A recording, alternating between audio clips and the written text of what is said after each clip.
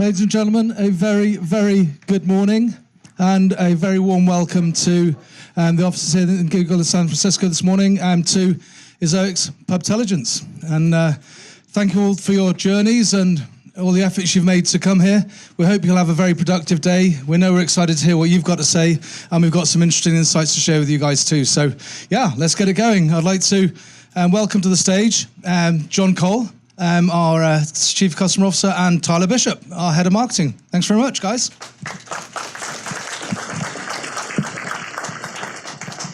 Thanks, Mike, and thanks, everybody. John, welcome to Pubtelligence. Thanks, Tyler. It's good to be here, finally. So I'm going to spring something on you. It's a little bit different. I thought it would be a lot of fun, as they often are, to get you with a quiz to start the day, a pub quiz, if you will. I definitely like pub quizzes. Yeah, quizzes are always fun, any right? quiz. So I'm going to give you 3 facts, okay? And only one of them is true. The other 2 are false. Okay. Okay? Number 1, humans share 5% of their DNA with bananas. Mm-hmm. Okay? 2, a 16-inch pizza is 4 times as much pizza as 2 8-inch pizzas. Mm-hmm. Okay, do some math real quick. Okay, and then the third one is Cookie Monster's real name is George. I'm gonna go with the Cookie Monster one as being incorrect because I don't know who that is. You're not. It's a wild guess. They don't have Sesame Street in the UK. I don't know. Well, I love this, don't you? Thanks. Well, you may know him by his real name then, which is actually Sid. And humans actually share 50% of their DNA with bananas. Okay? That's comforting. I guess. The one that's true is actually a 16-inch pizza is 4 times as much pizza as 2 8-inch pizzas. And if you don't believe me, you can bing it. Silence. Or Google it. Sorry, guys. We had to get that one in. Well, John, I knew we wanted to kick off today because we're going to be talking a little bit about the truth. So that's why I want to start with this particular quiz. Yeah, we're talking about the truth, not maybe philosophical truths, because we don't have much time for that today. But really, data-driven, replicable, basically facts, things that you can prove. Yeah, and these things aren't always apparent, and sometimes you have to go find them for yourself. And before we go any further into that, John, we should probably introduce ourselves. We will. I am John Cole. I am the Chief Customer Officer at Ezoic. I used to be in the Royal Navy many years ago, and since then I've been in online. I used to run an ad network, so I've been online since '99. You should get the T-shirt, I always say. Yeah, basically, I'm the old guy. So who are you? Well, I guess if you're the old guy, then by default, then I suppose I'm the young guy. My name is Tyler Bishop. I'm an award-winning marketer. I'm the head of marketing at Ezoic. I've served as an SEO expert for startup boards. I also am the co-host of the Publisher Lab, which John and I do together. And I'm also a black belt in Brazilian Jiu-Jitsu. Maybe the least relevant fact. It is the least relevant because of all the things we're going to be learning about today. Jiu-Jitsu is not one of them, although it does make an appearance later on in our presentation. It does. So hold that thought. So what are we going to be talking about today, Tyler? Well, today is really designed to be a day of learning, right? Yeah. So we've got insights. So obviously we've got the guys from Google here. Thank you very much, Dan, and all the others for coming.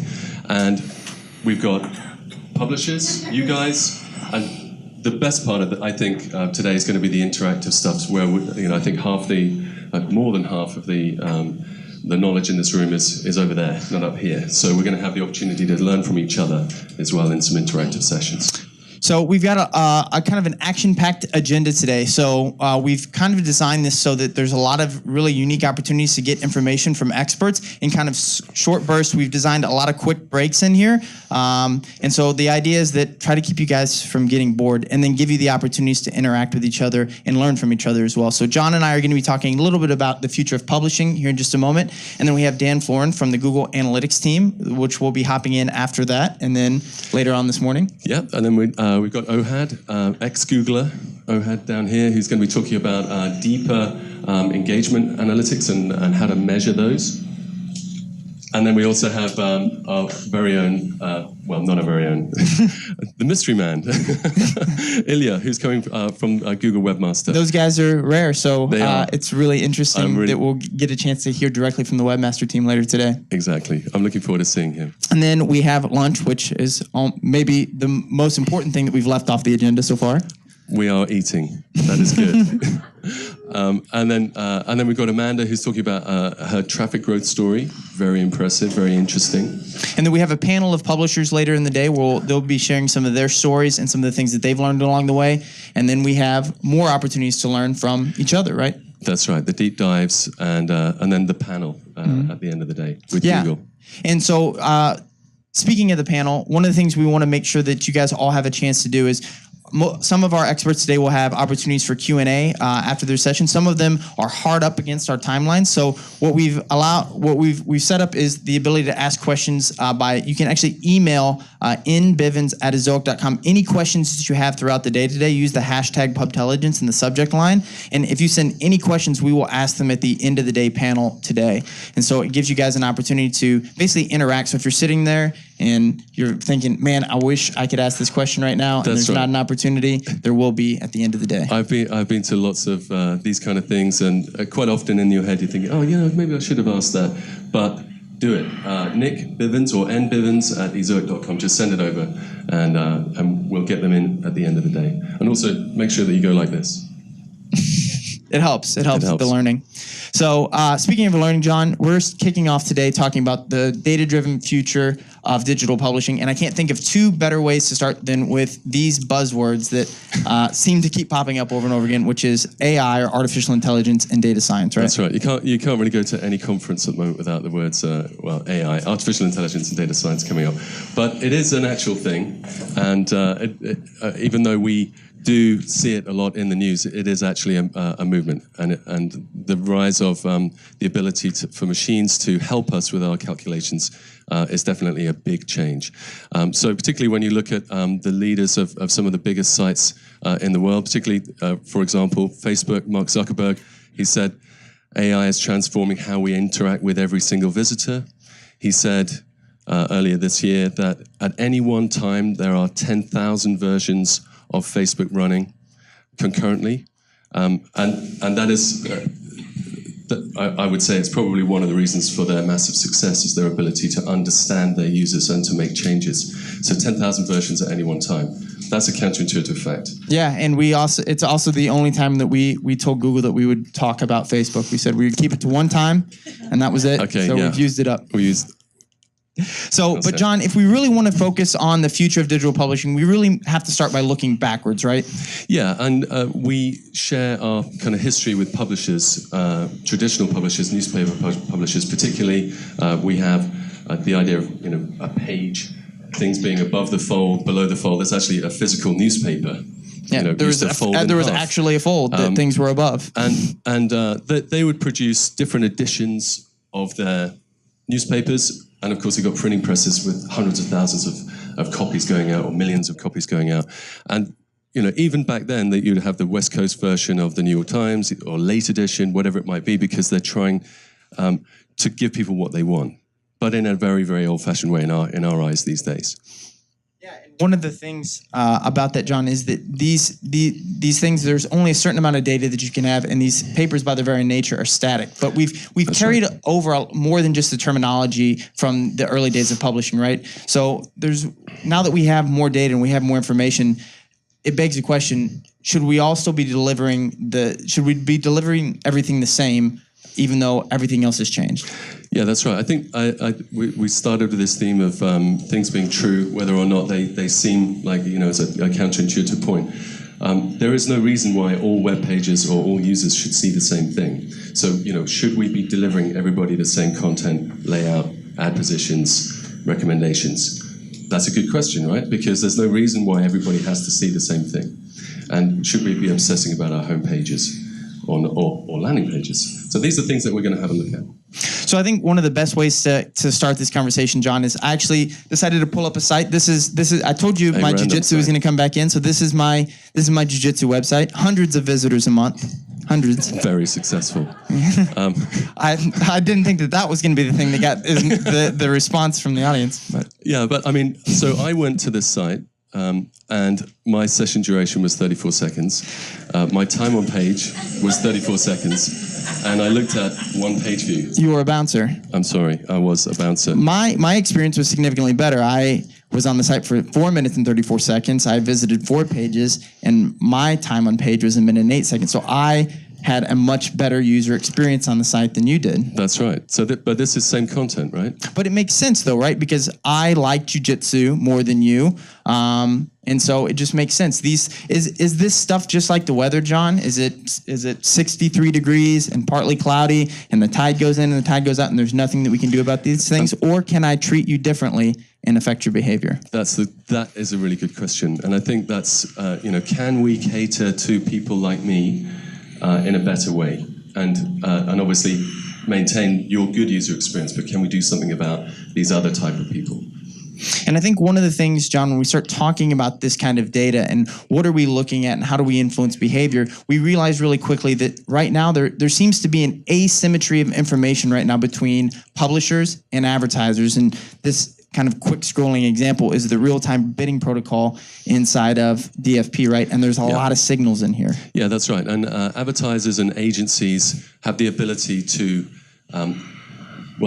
really, and they're using AI, don't forget, to find the users that they want to target, and and the bidding parameters are extreme. Their ability to be able to find and target these people. So this asymmetry is an issue because, good example. If I'm selling you a car, and I know that it's a lemon or something's wrong with it, then I know more information than you. You have the upper hand in that relationship. We have a negotiation. I'm trying to sell something. You're trying to buy it. That's an asymmetry, and we have the same problem for publishers. Is that how can you know how much something is worth if you don't have all the information? And a good example of this is AdX bids by state. It's normalized. Actually, this is by zip code. One is not indicative of a certain dollar amount. It's an index across here. But you can see this is the way that advertisers are actually making bids, and this is just across zip codes, right? Yeah, that's right. So in different states, you've got different value to advertisers, and this is just one parameter. This is just zip codes and by state. So you can see certain states, Wyoming, which I learnt where that was, is the big blue one in the middle, is right next door to, what's the other one? Colorado. These two states, who are very close to each other, have different values according to what the advertisers inside AdX are looking to bid for, right? Mm-hmm. And why would that be if you're across a state line or a zip code? Interesting. And as we go a little bit further, we start to wonder, for publishers, is there information that exists like this that we can use to influence behavior as well? And you can see here, this is a website where we're looking at page views per visit by time of day. This is actually a website that looks at traffic patterns. So as you can see, the West Coast during rush hour traffic is awfully red. And then later on in the day, when people are going home, they're obviously going to the site with the same intent. They want to find out, is the traffic still bad or what's going on? So we've got this huge change of intent during the day based on the content at different times. And you see here later in the evening, things calm down just a little bit. But it starts to beg the question, John, what data really matters the most? If we're going to look at the data and make changes to different users or just make changes in general, what data matters the most? And there's really two categories, right? Yeah, there's two categories. So you've got things basically on the page that you can affect. So, what are the navigation options? What about the image size? Where are the ads? What are the configurations, the parameters that you can change? And then there are things that you cannot change. So, the device type, the browser, the connection speed of the device that they're on. Yeah, Apple phone, Samsung phone. So the intent of the visitor from the upstream traffic source, whether it's Facebook or Google, things like that. And this is all data that's important. How important is each bit? So if we know what data is important, then the next question becomes, what should we be optimizing for? What should the end goal be? And when it's very easy to get lost in the weeds when you have that much amount of data to really know and understand what you should be optimizing towards. And this, I think, this is one of the most important points or slides that we have to share today. It's something we talk about a lot, right? It is, and it's the idea of session revenue. So almost everybody is talking about EPMV or RPM. How much money are you making per page? You add up all the ads on one page. How much money did I make? And that's RPM. And here's a good example. Scenario one: you have an RPM of $10, and from 10,000 visits with 1.5 page views per visit. That's 15,000 page views at $10. That's $150. That's not bad, right? But on the second page, you've got a lower RPM of $8, and from the same number of visits, 10,000 visits at 2.5 page views per visit, that's 25,000 page views, that's $200. So the bottom line for the business, or for that day on that particular website, they're making more money. And the big factor there is page views per visit. And if you're only looking at RPM, and you're not looking at session earnings, then you've got a blind spot. And so you could have a very, very annoying ad that's making people bounce away, like on your site, and there I was a bouncer. Yeah. Maybe that was a factor in me not going on and looking at other pages. But the RPM was high, so you might have thought, oh, I'm doing a good job on monetization. So what ePMV takes into account, or session revenue, is basically user experience and digital revenue. They're inexorably tied, and really looking at session revenue is the only way to kind of see the true north. Yeah, because it takes into account bounce rate and page views per visit. So if we know what data is important and we know what we want to optimize for, if we come back to my example from earlier, John, how can I get you to stop being a bouncer on my site? Okay, well, it's difficult because I don't like Brazilian Jiu-Jitsu. I only went there because you told me. No, it's because I'm only an infrequent visitor, so I've only been there three times before. And even if I went 100 times in a year, it's going to be, and let's say you're cooking me or get me to log in, it's actually very difficult for you to change my behavior because we don't have any statistical data. I'm just guessing, right? I don't have enough information to actually test things against you to figure out what is actually influencing your behavior. That's right. So, do you have a solution for me? This seems like a bit of a nightmare scenario. I think it's a beautiful scenario, personally. But actually what you need is lookalike visitors. People who look like me, John. God.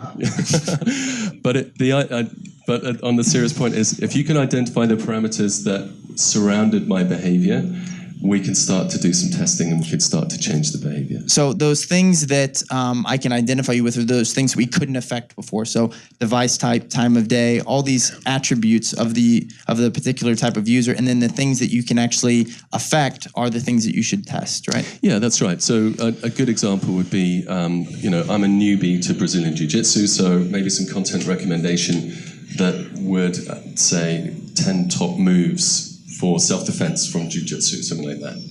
And that may be too elementary for you, so you would have something else in order to keep you engaged. But the idea of treating people differently based on a prediction of what they might do from a lookalike audience, it is the way ahead. And when we start talking about testing, John, there's one thing that always probably comes to people's minds, this idea of A/B testing. But A/B testing has one thing that kind of is sort of against the tide of what we've been talking about today, which is this idea of being able to change things for the users. And this is basically the loser's dilemma of an AA implementation, right? Yeah, that's right. And if you don't really understand what that is, an AA implementation is when you've done an A/B test and you say, okay, 60% of the time, but this one wins. So that is the winner. Let's show everyone that winner. So you're extrapolating to everybody, and the B people are getting an A. So 60% of the people prefer A, and 40% of the people prefer B. Yep. So what do you give the B people? In traditional A/B testing, you give them A. You give them A, but actually what you should be doing is you should just actually give them what works best for them. Give the A people A and the B people B. And a big part of this is really this idea of moving away from looking at averages. And so this is a case study. This is a site-wide average of ad impressions and bounce rate on a particular site. And so one of the things we were talking about counterintuitive truths earlier today, you can actually see that on this site, 6 ad impressions actually had a lower bounce rate on average than one ad, which actually, I mean, that's how data is sometimes, right? Crazy. It's confusing. Yeah. It's not crazy, so it's true. But the idea of showing 6 ads on a page and having a lower bounce rate than one ad is a counterintuitive idea. So you could say, okay, I've done a test. Let's roll it out. Yeah, it makes sense. So let's show everybody 6 ads, right? Well, if we did that, what we would be doing is doubling our bounce rate for users coming from search. So this is the same site. If we segment our users and look at users that are simply coming from search, we see that this actually changes really dramatically. And so serving 6 ads to these users actually would be really bad for user experience. That's right. So you can't do these extrapolations without more testing. But you can knock the edges. The good thing about A/B testing is you can knock the edges off, user experience, and it's not useless. But to make a big leap forward, to make an exponential change, then you need to be thinking smarter than this. And actually, everybody can do this. So we're going to have a member of the Google Analytics team up here later today. But one of the things, you can actually do a lot of this stuff just in analytics if you want to start. You can actually take a factor that you think is really important. So traffic sources, in my opinion, something that is traditionally pretty important. And you can start recording revenue and engagement by segmenting these audiences. If you don't use segments in Google Analytics, you should. It gives you a good way to look at your different audiences. So you can record revenue and engagement by segments in these audiences, and then set a custom variable in analytics and start running some tests. So a good thing to start testing, one of the things we've learned is menus and navigation seem to have a pretty strong effect on user experience. So traffic source would be a good test. So you could say users who are coming from Facebook, let's show them the hamburger symbol on mobile instead of the word menu. Or you would want to test, hamburger menu versus a button that says menu, and then you can script users in group 1 or 2 and set that variable and then measure the results. And essentially what you could do then is figure out which traffic source liked menu A and which ones like menu B, and then you can write some rules and deliver those that liked A, and those that like B, B. Yeah. And then essentially you just want to repeat this over and over again for everything that you think is important, and use all those different data signals that we looked at earlier. That's right, because user intent and behavior changes over time as well. You can't just do it. What worked this year might not work 6 months from now, because things are changing. And if this is something you're interested in trying, we will make the slides available to everybody that's attending. So there's actually a link on here on how to script different users. So if that's something you're interested in doing, there's some more information. But John, really what people are trying to do when they start doing this is they're trying to determine a good experience from a bad one, right? Visitors voting with their behavior. Yes, that's right. So you can say that if you've got the bounce rate's going down, the time on site is going up, the page views per visit are going up, that by definition is a good user experience, and particularly if you're looking by landing page. For the most part. For the most part. We're going to have Ohad come in later today, and he's going to actually challenge some of these beliefs, and we're going to drill down a little bit further into some of these core user experience metrics and ask, when are we actually looking at user intent and engagement, and how can we kind of scratch away at that surface and figure out a little bit more of what's going on there. Yeah. But ultimately being able to look at all this stuff and test it, this is drawed all back to the very beginning where we were talking about, this is where artificial intelligence comes in, right, John? Yeah, and I think when we're talking about artificial intelligence, it's important that everybody understands what it is, which is, you've got algorithmic calculation, which is where you're, if this, then that. You're basically writing a computer program, and you're deciding the parameters that you would like the computer to solve for you. And then in machine learning, what you're doing is you're saying, here's the resultant, here are all of the signals, go away and train on the data and get me a result. And it determines the rules. So it's the algorithmic is when a human writes the rules, machine learning is where the machine writes its own rules. And so when we talk about where does data fit into the future of digital publishing, we talked about AI, and this is really where publishers are starting to think about these technologies. It's this full circle idea of a publisher being able to actually change the paper the instant that a reader picks it up. That's right. And no matter, so you're in the line at the newsstand, and basically it's different for everyone, and it changes over time. So getting away from that static thinking so that not everyone has to see the same thing. And the only reason we can do that is because now we have data. And even 5 years ago, the ability to crunch billions of rows of data was super expensive. And so we've got the opportunity now to have that. And that's why Facebook do these tests. That's why they're able to access and make use of massive amounts of data in order to improve. And that's really where testing, AI, and all these new technologies are fitting into the future of digital publishing, right?